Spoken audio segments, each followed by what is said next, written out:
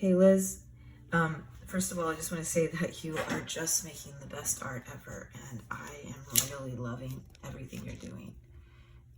Just really enjoying it a lot.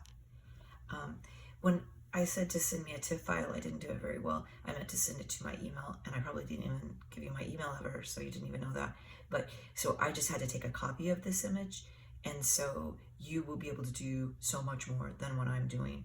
So the first thing that I would do with the raw copy is, because see up here, this is a JPEG and it is very small, if you can see. Anyway, so the first thing is I'm just going to crop it so that I can see the skin tones a little bit better, and I'm sure you're going to end up cropping it in somehow anyway. Okay, so obviously there is a light that came over from the left side of the image because the boys on the right aren't really affected by it. So the first thing I'm going to do is I'm going to have to take the stand so you can see this, but I'm going to take the dropper and I'm going to drop it on the image on a neutral color. So we started out here, and just by taking this little dropper and finding a neutral, so I could put it on the white if I wanted to, and that did a pretty good job. So that covered a lot of the problems, but that's not really probably what you struggled with. So you can see, if you get in close here, exactly where the problems are.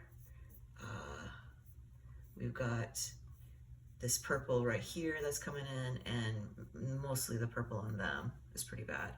And then we've got grandma's white hair that's really being affected by it too. So the next thing I think I will do is I'm just going to take my saturation down a little bit, and then I'm going to compensate that by raising my vibrance. And saturation will affect skin.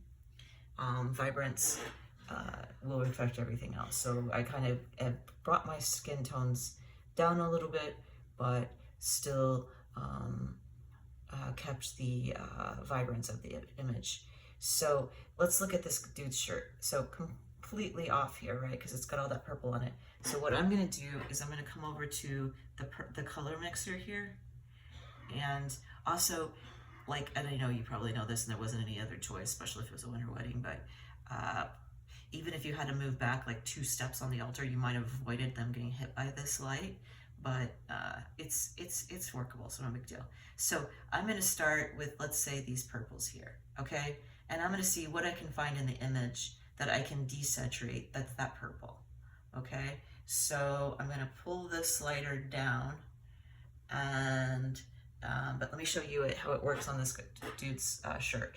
Okay, so I'm going to pull that purple slider down, and you can see it affects, it's hard to see on my phone, it affects his shirt.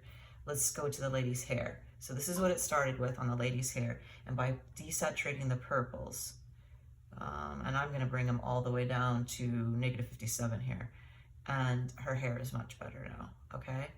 So his shirt's much better. This boy's shirt's much better. So that was the purple that was in a lot of the image, and I could even probably take it all the way down. If I took it to -91, his shirt's almost white, her hair is white, and so we're pretty good. There's something on that dude's forehead up there that I would clone out. I don't know what that is. Okay, and so now let's look at her chest. I don't think that is reds that I'm seeing. I think that it's actually pinks. So I'm gonna go over here to pink, and I'm gonna again move the saturation slider. So if I desaturate her, oh yeah, that's pretty good. But if I do it too much, especially on this really bad JPEG here, I'm just getting ugly like green skin. So I can only do it as much as it will look good. The other thing though is I can take the luminance slider, which is right here, and if I raise the luminance, then I'm putting more light in there, and that also helps.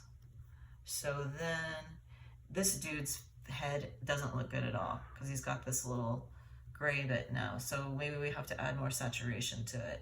We have to go through the image and figure out how far we can pull it without just turning gray underneath.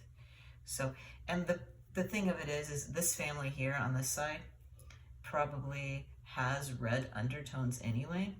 So when you take all of the red and purple out, you're not going to get anything left on them. So you don't want to do that.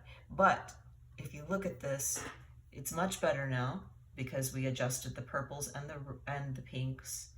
And then I'm going to go back up and I'm going to make it more, I'm going to warm it up a little bit more, because when I warm it up, then everything looks a little bit more natural.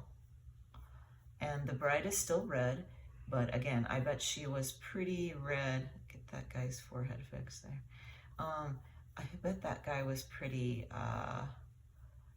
red to start with. And then you've got some digital noise in this image, and I don't know if it's from me copying it or what, but I'd also go over to Luminance and bring that up.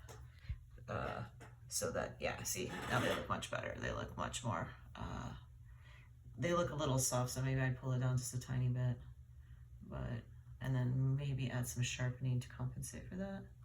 Yeah, there you go. So, yeah, it's not perfect. They're a little pink still, but I think, tell me if I'm wrong here, but I think if I had a raw image to work with, I could get it. Okay. All right, Liz, if you ever want any more lessons, remember, I promised you one, so for helping me with that writing. So if you want an editing lesson or something, let me know. I'm so exhausted from my wedding yesterday, but it was so beautiful. Just these two young kids, and they were just adorable, and it was low-key and everything perfect. So hope your bowling thing went well too. Okay, bye.